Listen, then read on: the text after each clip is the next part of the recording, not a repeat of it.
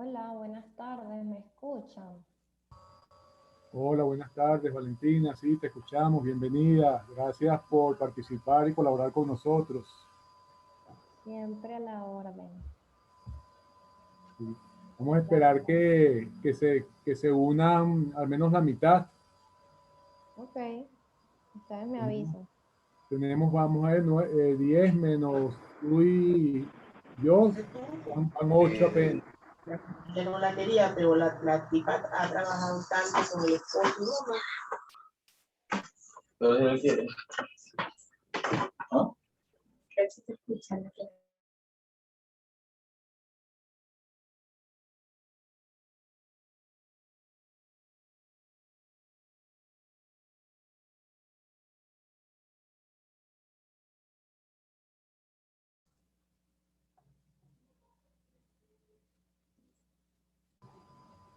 Esperamos entonces que se terminen de conectar y cuando ustedes me avisan comenzamos. Sí, vamos a esperar que creo que son 23 estudiantes, al menos que esté en la mitad. Es lo que Ok. dicen las normas y comenzamos. Vamos a dar chance por la internet.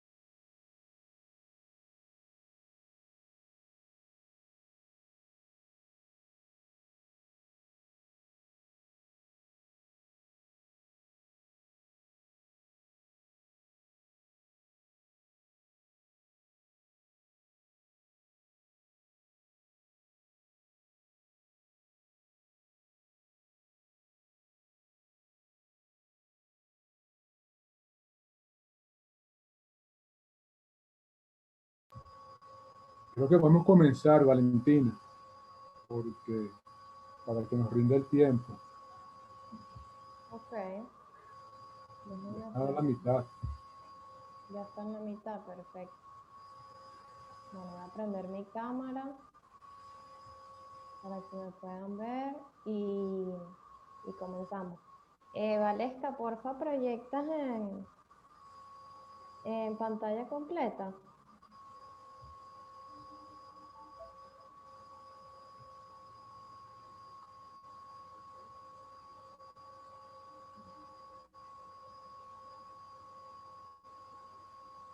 ¿Está en pantalla completa? Bueno, yo No, lo veo. todavía no. Todavía no. Ah, ok.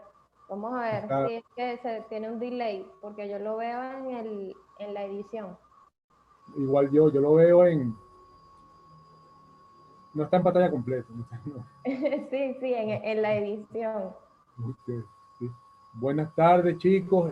Hoy tenemos el gusto de que nos acompaña la profesora Valentina Acuña, eh, que es parte de nuestro equipo en el Departamento de Psicología Clínica y viene realizando un excelente trabajo junto a la profesora Purificación Prieto y la profesora Susan.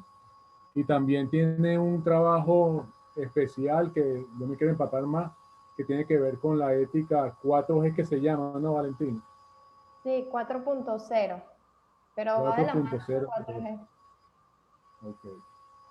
Entonces, muchas gracias, Valentina, nuevamente por tomar nuestra invitación, y sé que esta clase va a ser de mucho provecho para los chicos. Te quiero hacer un resumen, Valentina, de lo que hemos hablado, para ver si algunos ejemplos que puedas utilizar con esta clase le pueden servir a los estudiantes. La primera clase hablamos de manera general de la historia de la psicología y la salud. Hablamos de la medicina conductual y otros modelos. Después el profesor Belli nos habló del modelo de creencias de la salud y el modelo también de salud de Ríos Iniesta. Después la profesora María Verónica nos habló de lo que es la prevención, la interdisciplinaridad, y el profesor Brainer nos habló la semana pasada de la adherencia al tratamiento, los factores de riesgo y los factores de protección. Entonces, bueno, cuando tú quieras, profe, muchas gracias nuevamente. A usted, profe, por la invitación y por el titánico trabajo de coordinar una materia en esta nueva modalidad. No, Valesca, no se ve todavía en pantalla completa, pero bueno, podemos hacerlo así. No sé a qué se debe y bueno, ni modo. El tema de hoy es flexibilidad psicológica y salud en el marco de la terapia de aceptación y compromiso. Como envuelta en esta temática que han venido trabajando de los procesos generales en psicología aplicados al ámbito de la salud. Entonces, lo primero que me gustaría saber es qué han escuchado, qué saben ustedes sobre la terapia de aceptación y compromiso. ¿Qué saben, qué han leído? Los puedo leer en el chat o pueden abrir el micrófono.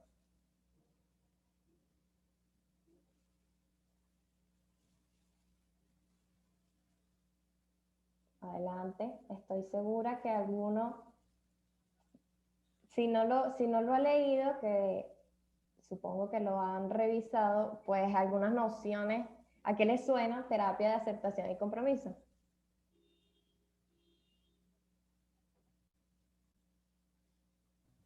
Profe, bueno, Ajá. por aquí, no sé si me escucha bien, ¿me escucha? No sé quién me habla. María Fernanda. Hola, María Fernanda. Ajá, te escucho. Bueno, yo tengo pocas nociones dentro de lo que hemos revisado a lo largo de la carrera, específicamente sobre este tipo de terapia, pero básicamente, en líneas generales, creo que hace referencia a ese tipo de terapia o de tratamiento, de intervención que se aplica específicamente, por ejemplo, a personas que tienen algún tipo de enfermedad terminal o crónica, y va mucho de la mano con básicamente eso, aceptar la situación en la que se encuentra el paciente, y no solamente con respecto a enfermedades, también se aplica a otros ámbitos, pero hablo de enfermedades dentro del contexto en el que estamos, ¿no? Uh-huh. Y más allá de solo tomar un rol, por ejemplo, de víctima, de por qué me está pasando esto, es más como cambiar la visión que se tiene de la situación, aceptar que se está en esa situación y por ende comprometerse a buscar las maneras quizá de mejor, sí, hacerlo como más llevadero o conseguir las mejores maneras de afrontar o de llevar esta situación en su vida. Exacto, muy bien. Gracias, María Fernanda. ¿Alguien más?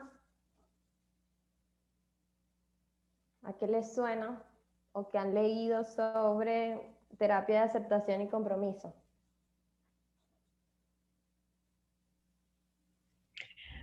Hola, profe.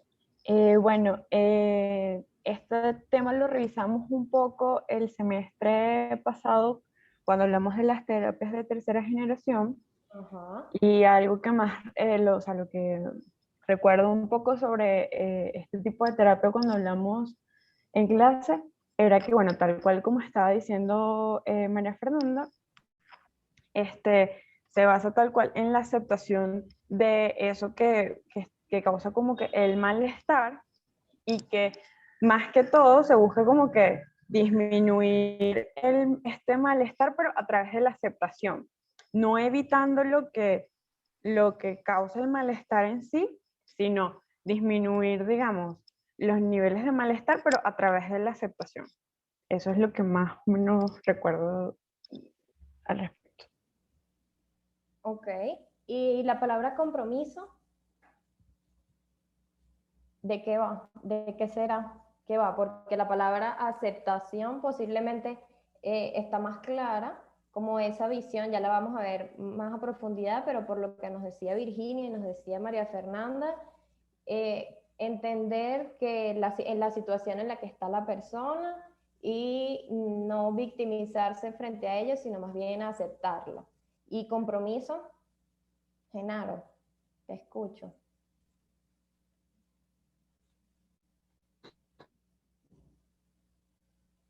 No, no te escucho. Sé que abriste el micrófono, pero no te escuchamos.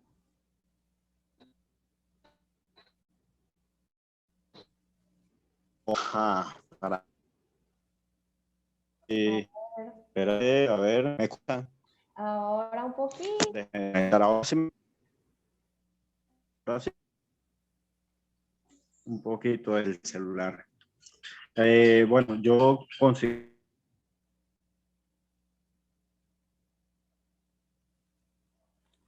Ok, no. A lo mejor se salió de la sala. Cuando regrese, utiliza Okay, el chat. ahora sí. ¿Verdad? A ver. Ahora sí. Ahora mejor. Ok. Ajá. Ok, excelente. El caso del compromiso es vincular al paciente con acciones concretas que dice, en este caso, su situación personal, soluciones relacionadas a su situación de salud, en este caso que estamos en psicología de la salud, que posibilite, no la curación, porque hablamos de casos crónicos, pues, que también puede aplicar, sino que fomente estos hábitos de salud necesarios para su prosecución de su cuadro clínico particular. Yo lo veo desde ese aspecto. Ok, muy bien. Vamos a seguir con la presentación, Valesca, por favor. Cualquier duda, comentario, me avisan. Abren el micrófono o me avisan. Así como nos decía Virginia, la terapia de aceptación y compromiso se enmarca entre las terapias de tercera generación. Haciendo como un recuento, esas terapias de primera generación se refieren a las terapias clásicas de conducta, al conductismo más radical que conocemos, al conductismo clásico.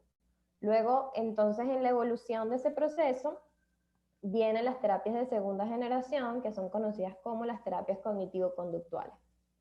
Al ir evolucionando, pasando el tiempo e intentando buscar las salidas a las críticas de las terapias cognitivos conductuales, entonces vienen las terapias de tercera generación, orientadas a que la persona sea responsable de sus elecciones y acepte los eventos que acontecen. Y en esa clasificación amplia vamos a encontrar la terapia de aceptación y compromiso como una de esas terapias de tercera generación.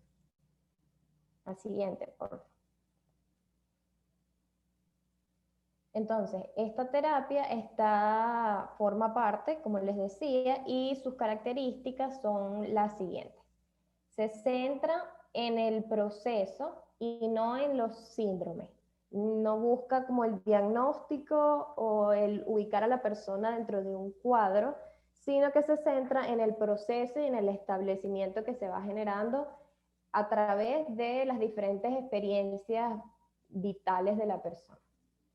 Es un enfoque y no es un método o una técnica, tal como por lo menos sucede con el mindfulness, que a veces entramos en esta confusión entre si es una técnica para aplicar que trabaja en la atención plena o es un enfoque como tal. Por ejemplo, hay algunas que se prestan como un poco más a esa ambigüedad.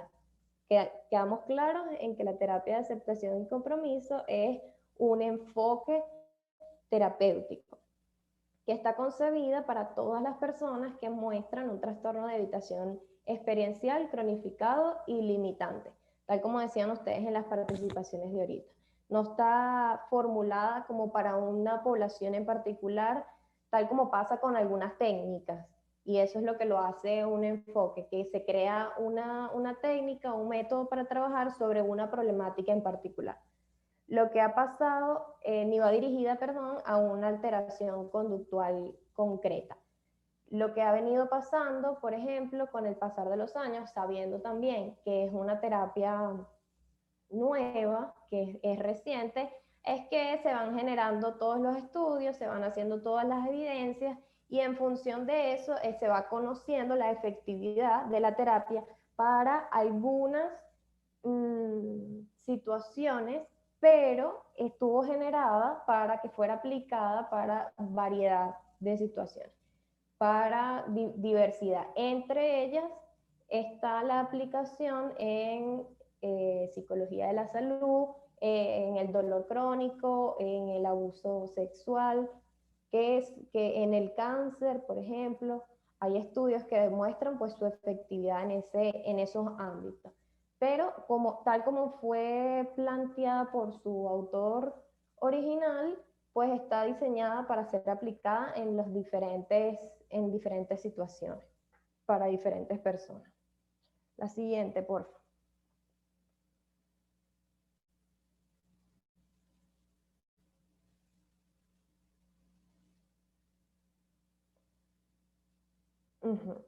Otras de sus bases, y esos son, digamos, son sus características porque son sus fundamentos epistemológicos, es la base más teórica de esta terapia, es que valora el sufrimiento como normal. Esa visión que seguramente la conversaron también cuando discutieron sobre el concepto de salud y de enfermedad, esa visión de sufrimiento como la enfermedad, o esa visión de sufrimiento como la ausencia entonces de la felicidad, del bienestar pleno. También sabemos que ahorita hay como un boom de positividad, donde todo el mundo tiene que estar siempre bien y siempre feliz. En este caso, pues obviamente lo que va generando en el individuo, pues son esos esquemas mentales, esas representaciones de que si yo tengo malestar es porque algo malo está pasando en mí, hay algo como anormal en ese proceso.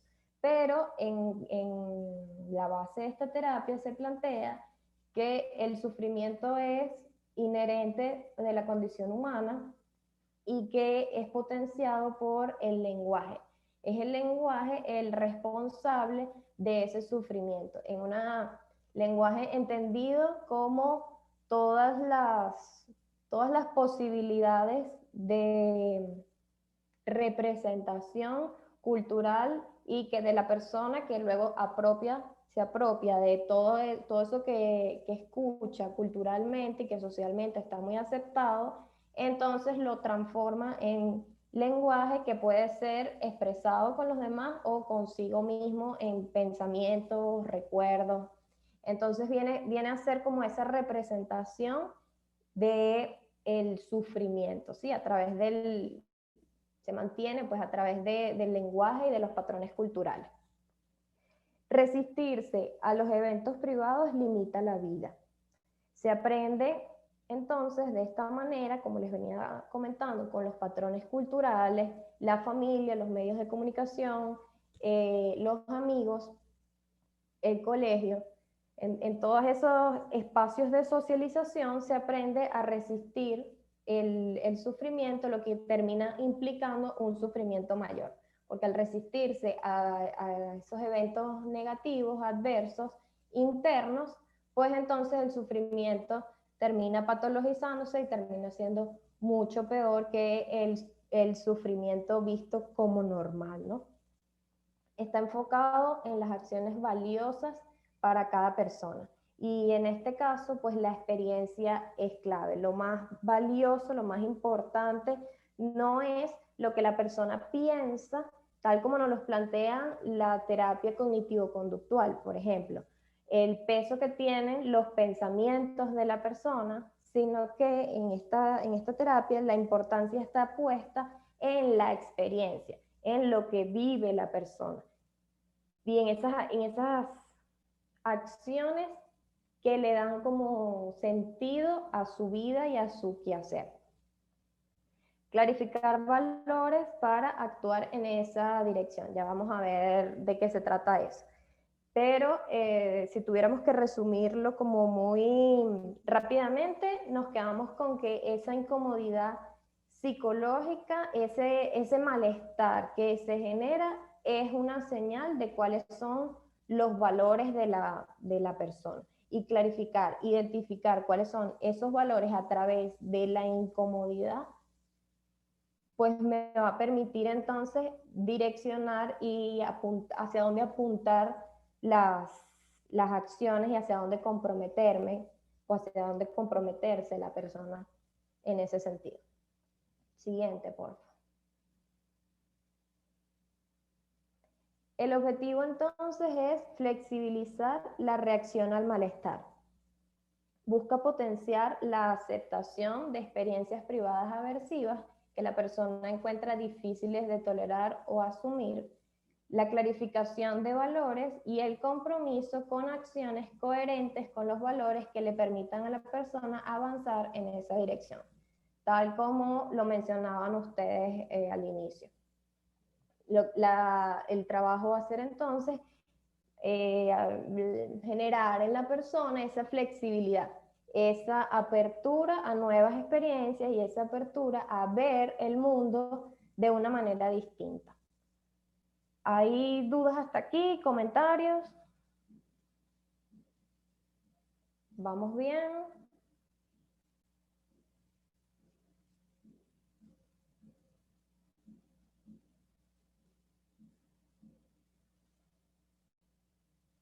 Ok, todo bien. Perfecto. La siguiente, por favor, Valesca.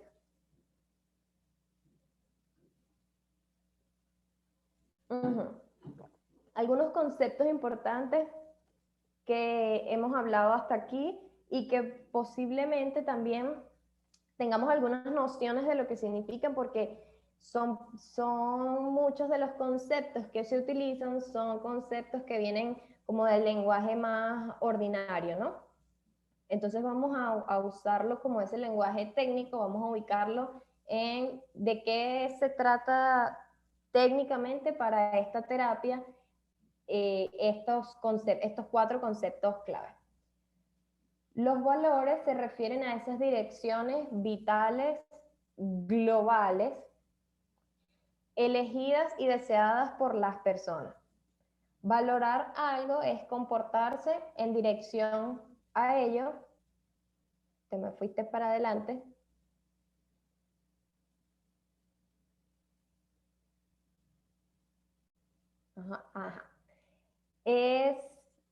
Les decía, valorar algo es comportarse en dirección a ello, es decir, responder con un significado.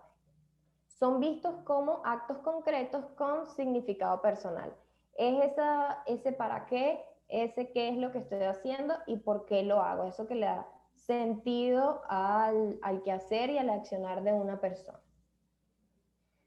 Son globales, son abstractos los valores y van a ser distintos en la interpretación que le da a cada quien. Van a verse más especificados entonces en las metas y objetivos que van a ser diferentes para cada uno. Podemos tener valores similares entre pacientes, pero cuando lo llevamos a la práctica, cuando lo llevamos a lo concreto, a esas metas y objetivos, entonces lo vamos a ver diferente. Entonces, las metas u objetivos son esos estados deseados específicos que pueden alcanzarse o no y que estarían al servicio de los valores.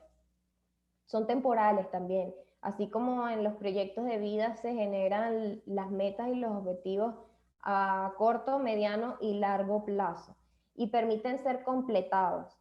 Los valores no son completados sino que siempre están como en permanente evolución, están en ese proceso todo el tiempo. Luego hay dos conceptos que son base para entender los siguientes procesos y las estrategias que se utilizan y que permiten también explicar lo que sucede, ¿no? en la realidad, lo que según estos autores sucede y es donde se generan las problemáticas. Uno es la fusión cognitiva y otro es la evitación vivencial. La fusión cognitiva puede ser explicada como esos pensamientos, vamos a decirlo con estas palabras, lo voy a decir quizás muy en criollo. Cuando creemos que los pensamientos son la realidad, entonces hay pocas oportunidades de creer que la realidad externa es diferente a la que yo estoy pensando. Entonces, por eso se llama fusión. Es como que se fusionan, se funden ese contenido que estoy viendo en el afuera con el pensamiento y la representación mental que tengo de él. Leemos las características. Devuélvete otra vez. Ajá. El sufrimiento tiene lugar cuando la gente se cree firmemente el contenido literal de sus pensamientos. Cuando yo estoy convencido de que estoy sufriendo, estoy sufriendo. Es muy probable que la persona siga las instrucciones que le son transmitidas socialmente a través del lenguaje. Es como estar aprisionado por las reglas que se originan en su propia mente.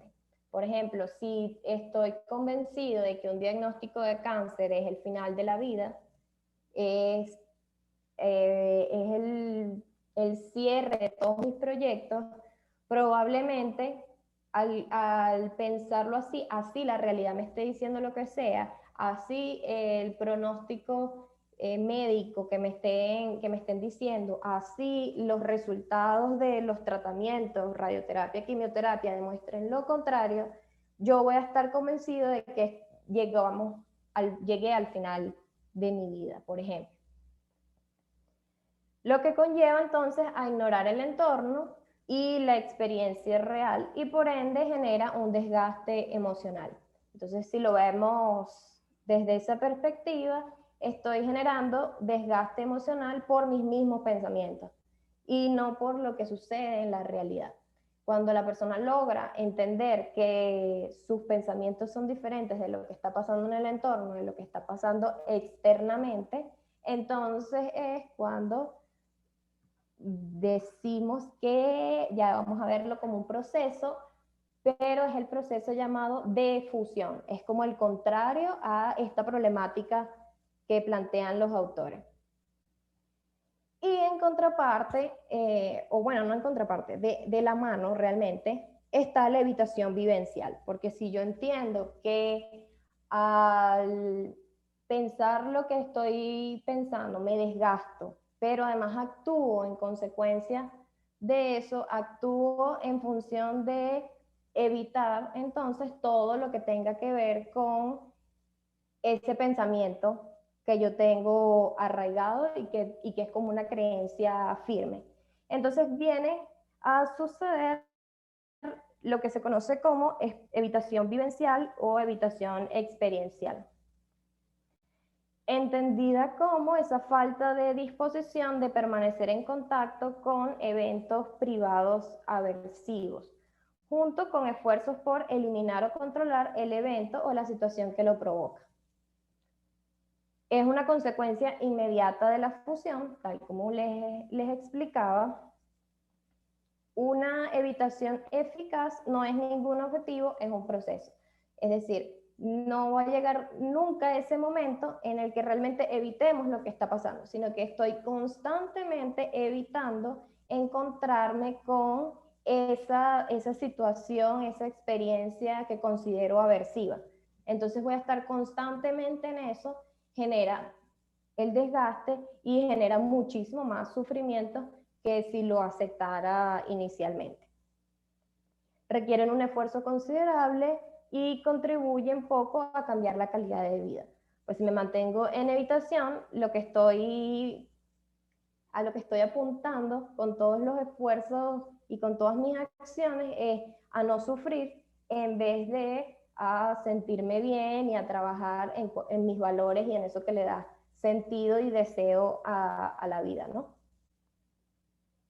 Muchas veces implica pues alejarse de esas cosas que importan. Muchas veces, por ejemplo, una persona con un diagnóstico me quedo con el diagnóstico del cáncer, por ejemplo, para seguir con la misma temática. Entonces, en una de evitar todo lo que tenga que ver con el cáncer y todo lo que tenga que ver con el diagnóstico, puede entonces alejarse de los seres queridos, y eso puede ser precisamente, uno, disminuye la calidad de vida de la persona porque disminuye las redes de apoyo, y dos, a lo mejor un valor para esa persona es precisamente la familia, los amigos, el respeto, la solidaridad. Si entonces estoy evitando todo lo que tenga que ver con el cáncer, voy en consecuencia a alejarme de esas cosas que importan, esos valores para la persona. Por lo tanto, deteriora esa calidad de vida y me alejo más bien de los objetivos, de las metas de la persona. La siguiente, por favor. Preguntas o algo así, me avisan.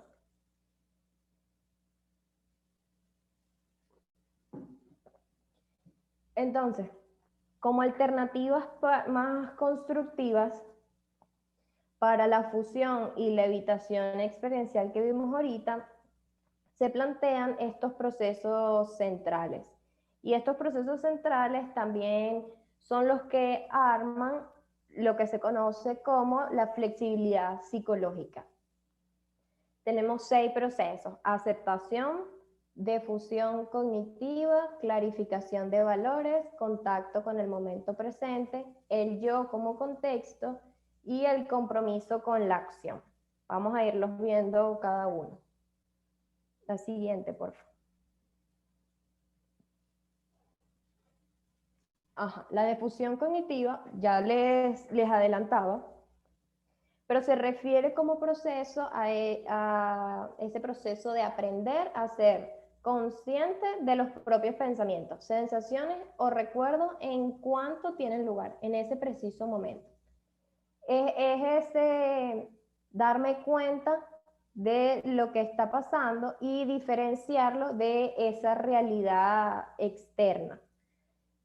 Debido a que en ocasiones los eventos privados pueden adquirir una realidad que no tienen y convertirse entonces en esas barreras infranqueables, creerlo así es como si fuera así, entonces la persona puede quedar fundida a los mismos, tal como les explicaba con la fusión cognitiva, sin la perspectiva suficiente para discriminar que son funciones verbales y que conlleva la propia historia en cada circunstancia y momento, que posiblemente el cáncer signifique el final de la vida en un caso en particular, pero no significa ni en todos los casos ni necesariamente en el suyo, y que es posible responder con flexibilidad ante ella, que ante esos pensamientos pues es posible responder de una manera distinta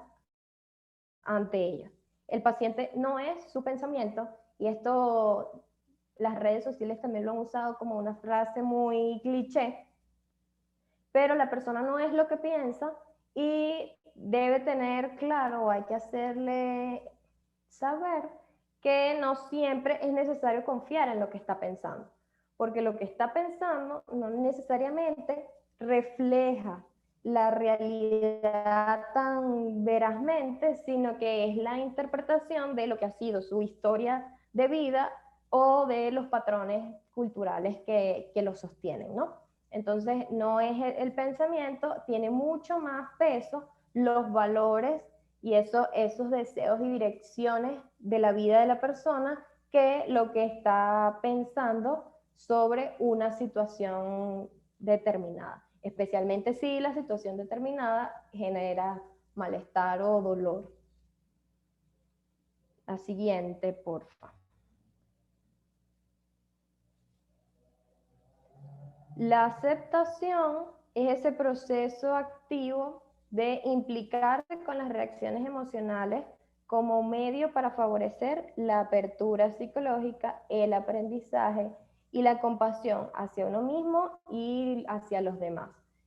Tal como planteábamos al inicio, lo importante que es la experiencia y lo importante que es el darse permiso para contactar con esas nuevas reacciones o con esas reacciones que están ahí y que pueden no ser tan positivas como las valoramos o las valora el círculo social, ¿no? No debe confundirse con la resignación pasiva. Creo que era María Fernanda que comentaba algo sobre esto. No es lo mismo tirar la toalla y decir, bueno, ya no, como no puedo hacer nada, entonces me rindo. Eso sería una postura desde la resignación pasiva, al contrario de permanecer en contacto, abrirse a esa experiencia, permitirse contactar con esas experiencias privadas que pueden ser dolorosas, por supuesto, porque contactar con las experiencias que generan bienestar y placer suele ser muchísimo más sencillo para el ser humano. Y contactarlas, claro, contactarlas sin alterar su forma o frecuencia, porque entonces podemos ver, bueno, entiendo que estoy triste, acepto la tristeza, pero solo si estoy en mi casa, solo puedo sentirme triste. Entonces es una forma también de alterar la manera en la que se está presentando una emoción que es entendida como negativa, pero genera desagrado.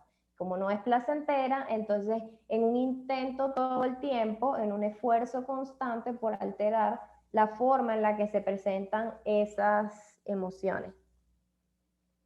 Detectar que se está atrapado en el pensamiento y contemplarlo sin juzgarlo y sin resistencia hacia él, ¿no? Es un poco de lo mismo que venimos hablando. Es como una trampa entre lo que estoy pensando y lo que estoy haciendo. Entonces, al entender que el sufrimiento es normal y que está bien, es válido, entonces no resistirme a él y verlo con cierto distanciamiento va a ser necesario y sano para la persona. Adquisición de perspectiva y la observación con cierto nivel de distanciamiento. Pues es un poco lo que les decía, ¿no?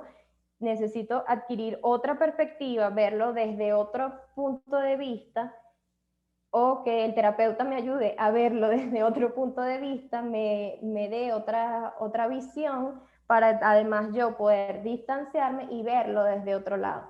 Y desde ahí entonces puedo aceptarlo y puedo entenderlo y puedo experimentarlo con mucha más facilidad.